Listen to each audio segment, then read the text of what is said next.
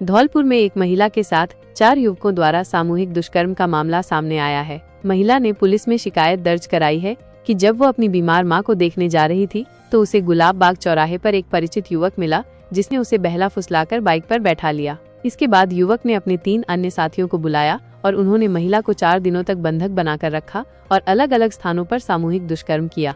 महिला ने अपनी शिकायत में बताया कि वो किसी तरह आरोपियों के चंगुल से बचकर घर पहुंची और परिजनों को घटना की जानकारी दी। परिजनों ने तुरंत पुलिस को सूचित किया, जिसके बाद महिला थाने में सामूहिक दुष्कर्म का मामला दर्ज किया गया। पुलिस ने घटनास्थल का निरीक्षण किया और FSL टीम को बुलाया। महिला का मेडिकल कराया गया है और पुलिस मामले की जांच कर रही है। आरोपियों की गिरफ्तारी के लिए दबिश दी जा रही है। महिला के द्वारा महिला थाना धौलपुर पर एक प्रकरण पंजीबद्ध कराया गया है, जिसमें पीड़िता के द्वारा बताया गया कि जब वो अपने पीहर जा रही थी तो एक अज्ञात व्यक्ति द्वारा उसको एक जगह पर ले जाया गया, जहां पर 3 अन्य साथियों और उनके 2 सहयोगियों के द्वारा उसके साथ बारी बारी से बलात्कार किया गया। महिला के द्वारा 3 अलग अलग जगहों पर घटना होना बताया गया है।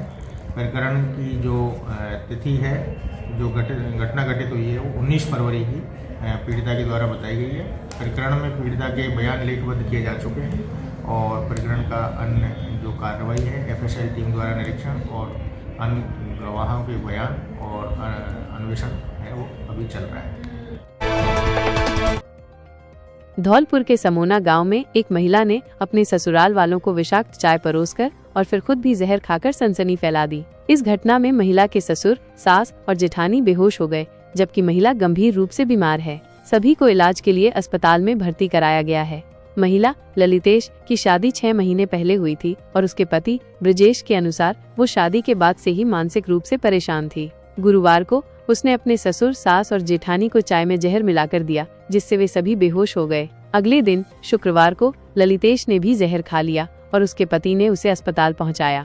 पुलिस ने इस घटना की जांच शुरू कर दी है, लेकिन अभी तक ये स्पष्ट नहीं है कि ललितेश ने ये कदम क्यों उठाया। पुलिस उसके परिवार और मानसिक स्वास्थ्य की जांच कर रही है।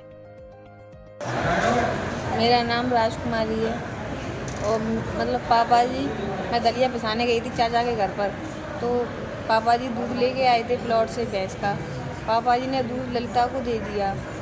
ललिता ने उसको पापा से बोला कि समर चालू कर आओ।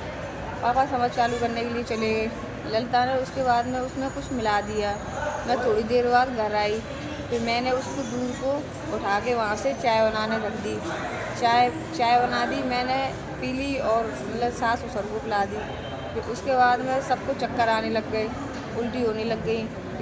और फिर मैंने दूध में से बदबू आ रही थी बहुत तेज। उसके बाद में सब गांव वाले आ गए, फिर हमको हॉस्पिटल में भर्ती करा दिया। किस तरीके का पदार्थ मिलाया था? वो गेहूँ में दवाई मिलाते ना, वैसा था। धौलपुर शहर के जगन चौराहे पर देर रात एक बड़ा हादसा टल गया। चौराहे पर लगे बिजली के ट्रांसफार्मर में अचानक आग लग गई। यह आग इतनी भीषण थी कि ट्रांसफार्मर धू धू कर जलने लगा। सौभाग्य से घटना देर रात हुई, जब चौराहे पर लोगों की आवाजाही कम थी। अगर यह घटना दिन के समय हुई होती तो बड़ा हादसा हो सकता था, क्योंकि यह चौराहा शहर के सबसे व्यस्त स्थानों में से एक है। रात करीब 1:30 बजे ट्रांसफार्मर में अचानक आग लगने से आसपास के लोगों में दहशत फैल गई। तुरंत पुलिस को सूचित किया गया, जिसके बाद पुलिस ने दमकल विभाग को बुलाया और बिजली आपूर्ति बंद करवाई। दमकल की एक गाड़ी मौके पर पहुंची और कड़ी मशक्कत के बाद आग पर काबू पाया गया।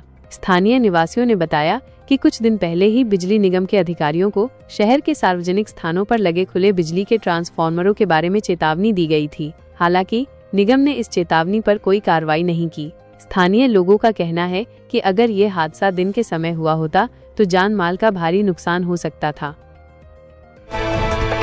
विभाग द्वारा किए गए पौधारोपण का भुगतान न मिलने से परेशान मजदूरों ने पारिस्थितिक विकास समिति के साथ मिलकर पुलिस अधीक्षक SP को ज्ञापन सौंपा है। मजदूरों ने बताया कि वन विभाग ने उन्हें 33 स्थानों पर पेड़ लगाने का काम सौंपा था, जिसे उन्होंने समय पर पूरा कर दिया।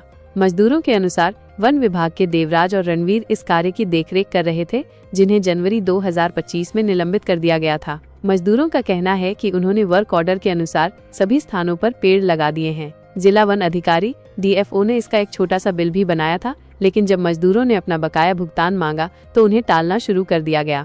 DFO उच्च स्तरीय जांच का हवाला देकर भुगतान करने में आनाकानी कर रहे हैं। इससे परेशान होकर मजदूरों ने अब SP से मदद की गुहार लगाई है और अपने बकाया भुगतान को दिलाने की मांग की है। स्कीम के अंतर्गत पिछले साल मानसून सीजन में विभाग द्वारा 5,70,000 पौधे जो हैं विभिन्न विभागों को, आमजन को एवं नागरिक को वितरित किया गया। और इस साल हम लगभग 9,10,000 पौधे राज्य सरकार की हरियाली राजस्थान एवं ट्री आउटसाइड फॉरेस्ट स्कीम के अंतर्गत विभिन्न विभागों को और आमजन को उपलब्ध कराया जाएगा।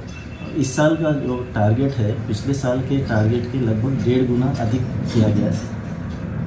और मेरी आमजन से एक रिक्वेस्ट है कि इस आने वाले मानसून। बाड़ी उपखंड के उमरे ग्राम पंचायत के नरकोटे में एक दुखद घटना घटी, जहां अज्ञात कारणों से एक खेत में रखी गेहूं की कटी फसल में आग लग गई। ये घटना दोपहर लगभग 2 बजे हुई। किसान माखन पुत्र लाखन सिंह मीणा ने अपने लगभग 1.5 बीघा खेत की कटी फसल को काटकर एक जगह इकट्ठा किया था और उसके सूखने का इंतजार कर रहे थे। दुर्भाग्यवश अज्ञात कारणों से कटी हुई फसल आग की चपेट में आ गई। ग्रामीण बच्चू सिंह ने बताया कि माखन मीणा की फसल को 2 दिन पहले काटा गया था और थ्रेसर से निकालने के लिए सूखने के लिए छोड़ दिया गया था। अचानक पूरी फसल में आग की लपटें दिखाई दी। ग्रामीणों ने तुरंत एकजुट होकर आग बुझाने का प्रयास किया, लेकिन तब तक पूरी फसल जलकर राख हो गई थी। घटना की सूचना मिलने पर राजस्व विभाग की हल्का पटवारी सुनीता मीणा मौके पर पहुंची और नुकसान का आकलन करना शुरू किया। ग्रामीणों ने प्रशासन से पीड़ित किसान माखन मीणा को हुई क्षति के लिए सहायता प्रदान करने की अपील की है। सबसे पहले प्रमुख खबरें देखने के लिए हमारे चैनल समाचार टुडे को सब्सक्राइब कर लें, घंटी वाले बेल आइकन को जरूर दबाएं